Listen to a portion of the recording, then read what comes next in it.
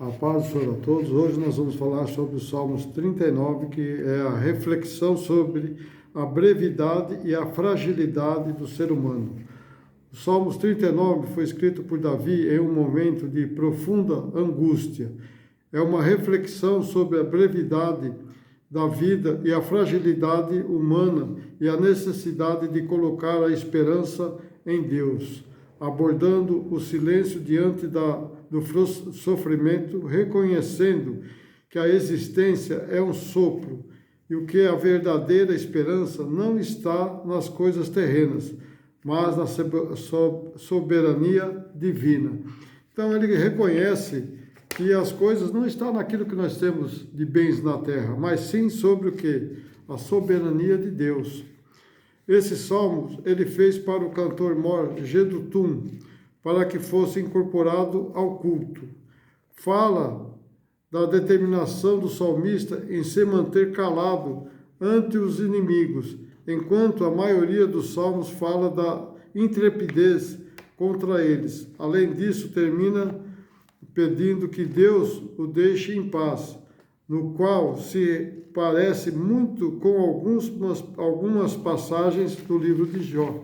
Então veja bem, aqui ele pede para que Deus deixe ele em paz, e ele quer que Deus tire ele daqueles inimigos, para que ele não venha sofrer, para que ele não venha ficar falando coisas que não se deve, porque às vezes nós ficamos falando mal dos nossos inimigos e Deus fala o quê? Na Bíblia fala para nós temos que orar pelos nossos inimigos e não maldizer, porque o que a gente maldizer aos outros vem a nós também.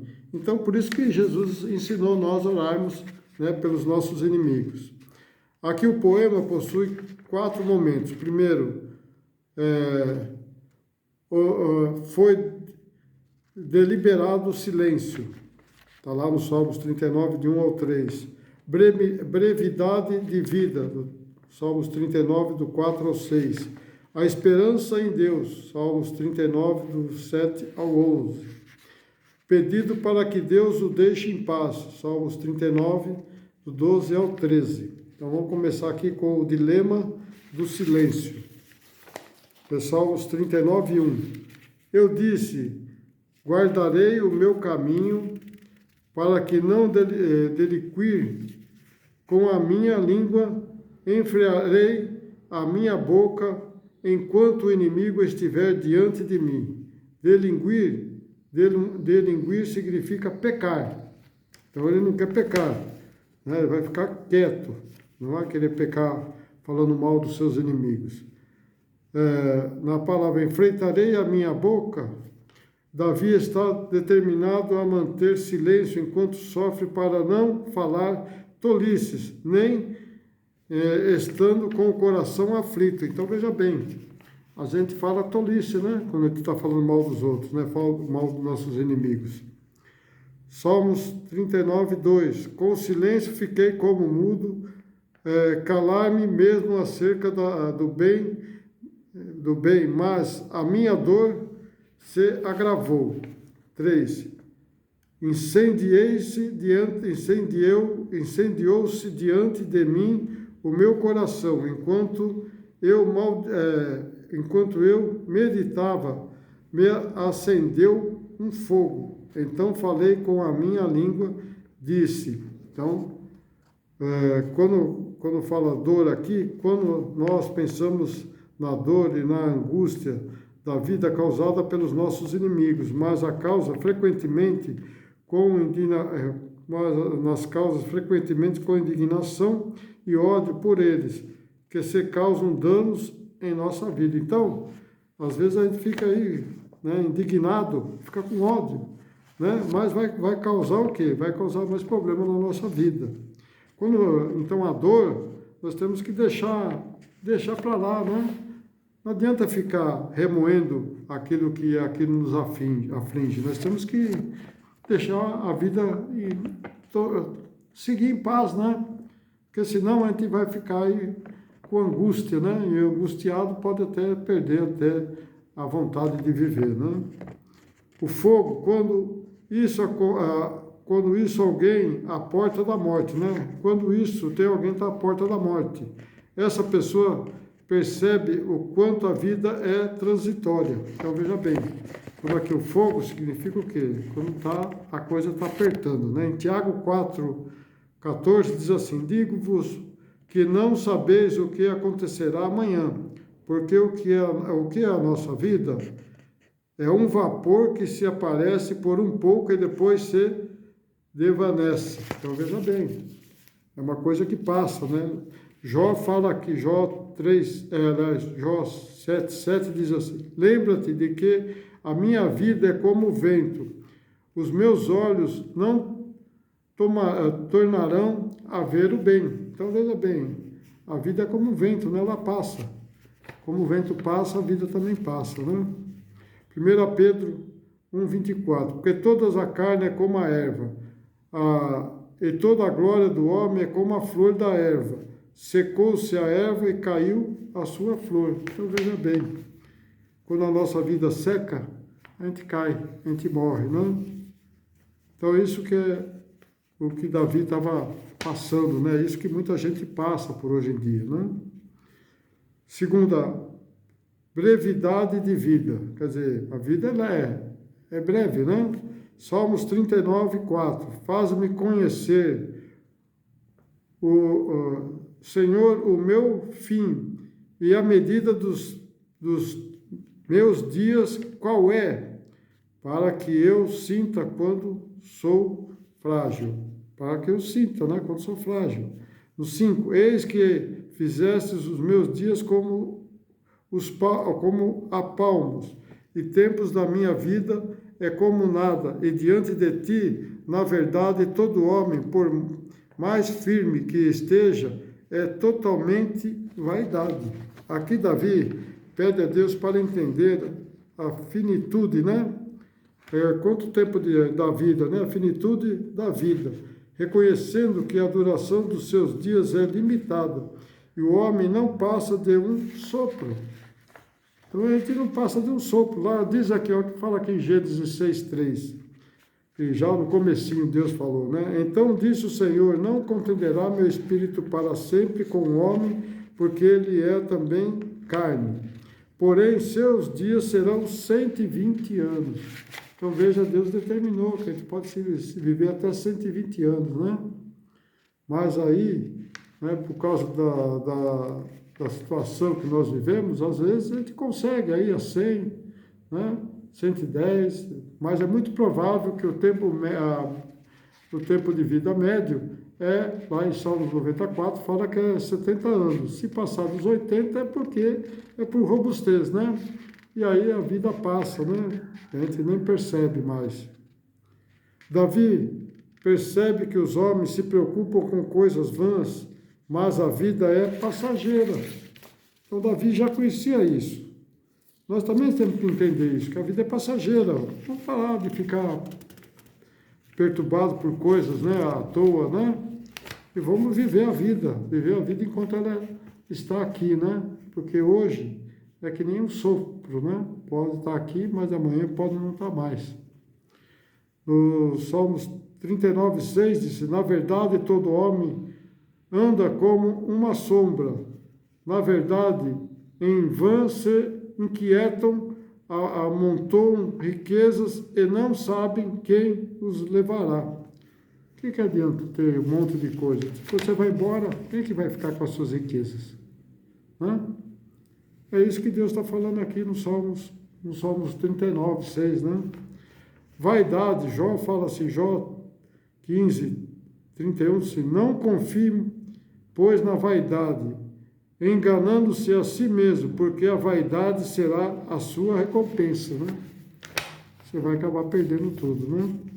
Jó 15:32, antes de seu dia ela o consumirá, e seu ramo não verdecerá.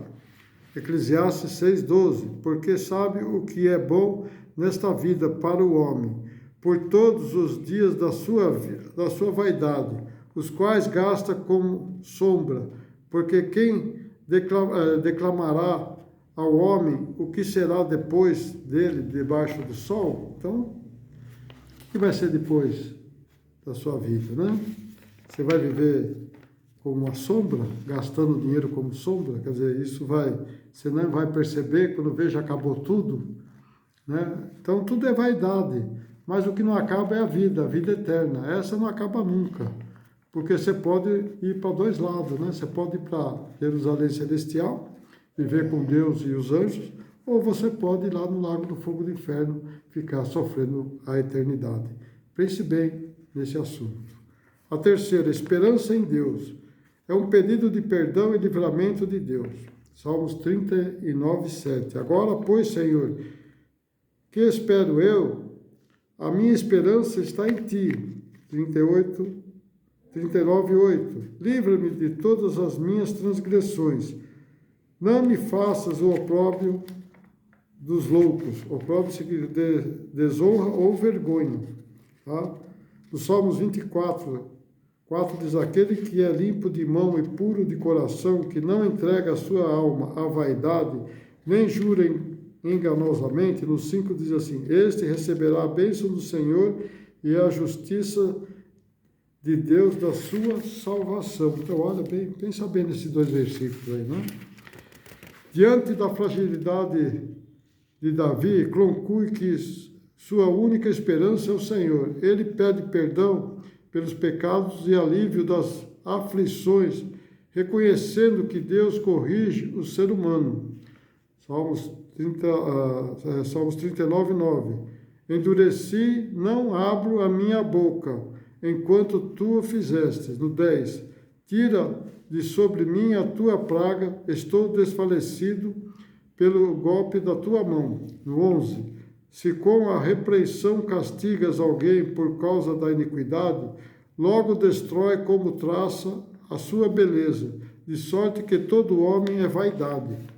Então veja assim, todo homem é vaidade. Então olha que fala aqui Isaías 53, 5, que diz: mas ele foi transpassado pelas nossas iniquidades e moído pelas nossas iniquidades. O castigo que nos traz a paz estava sobre ele. Veja bem, Jesus levou todo o nosso problema, toda a nossa iniquidade, todas as nossas transgressões. Ele levou por nós temos que crer nele, né? Mas nós deixamos as coisas, às vezes, desandar na nossa vida, porque nós não cremos no que vai acontecer conosco no final da nossa vida. Jeremias 10, 24 diz: castiga-me, ó Senhor, mas com medida e não pela tua ira, para que não reduzas a nada. Então, Davi pede para Deus castigar ele, mas sob a medida, né? Para que Deus não venha pôr um jugo pesado na vida dele.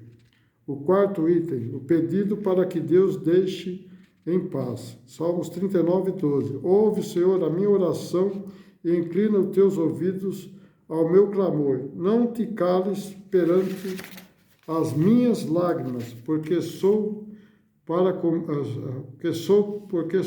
comigo como um estranho e peregrino como todos os meus pais. Tá, em Hebreus 11, 17, assim: todos esses morreram na fé, sem terem recebido as promessas, mas vendo-as de longe e crendo nelas,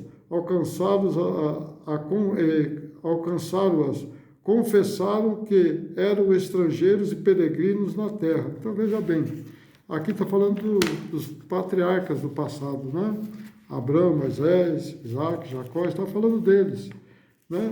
Eles passaram por apuros, né? Passaram por provações, mas nunca deixaram de, né, adorar a Deus, porque eles sabiam que eles eram peregrinos e estrangeiros naquela terra, mas eles seriam na terra que Deus emana leite e mel, eles iriam lá, né? Iriam para a glória, né? Que está essa terra que Deus está falando, que nós estamos falando aqui, é lá nos céus, né? Na Jerusalém Celestial. Vamos lá, no Salmos 39, 13. Poupa-me até que tome atento, antes que me vá e não seja mais, né? Então aqui está falando, né? Poupa-me até que tome tempo, né? Até que dá tempo, né? Porque depois eu vou e não sei, não vai ser mais nada, né? Davi se vê como estrangeiro e forasteiro na terra, dependendo totalmente da graça e misericórdia de Deus para se fortalecer antes de partir, quer dizer, antes da sua morte. Esses salmos nos ensinam a viver de forma intencional. Sabemos que a vida é curta e que nossa segurança eterna está em Deus e não nas conquistas terrenas. Vou deixar 2 versículos aqui para encerrar. Efésios 2:8. Porque pela graça sois salvos, por meio da fé. E isso não vem de vós, é dom de Deus. No 9. Não vem das obras para que não se glorie. Amém? Então, faça como Davi. Busque a sua salvação em Deus, para que você possa viver eternamente lá com o Pai, o Filho e o Espírito Santo, em nome de Jesus. Amém? Espero que você tenha entendido o que Davi quis dizer para nós, e nós devemos, então, buscar sempre, confiar em Deus e buscar a Deus nas nossas aflições. Amém? Deus abençoe a todos. Você que não é inscrito, inscreva-se no meu canal. Deixe seu likezinho aqui para mim saber se vocês estão gostando. Inscreva-se, né? E você também compartilhe com seus amigos e não deixe de ver o vídeo até o fim, para você entender o que Deus está falando. Porque muitas pessoas só abrem e não buscam, né, a palavra de Deus. Porque falam, mas isso eu já sei. Eu falei, não, a gente não sabe nada. Eu já tenho muitos anos que eu dou aula e ainda não sei nada. Porque Deus é muito grande. O coração de Deus, o conhecimento de Deus, nenhum homem consegue superar, mas muitos querem ser Deus, e esses não se dá mal, dá no final da vida. Amém? Deus abençoe a todos, até uma próxima.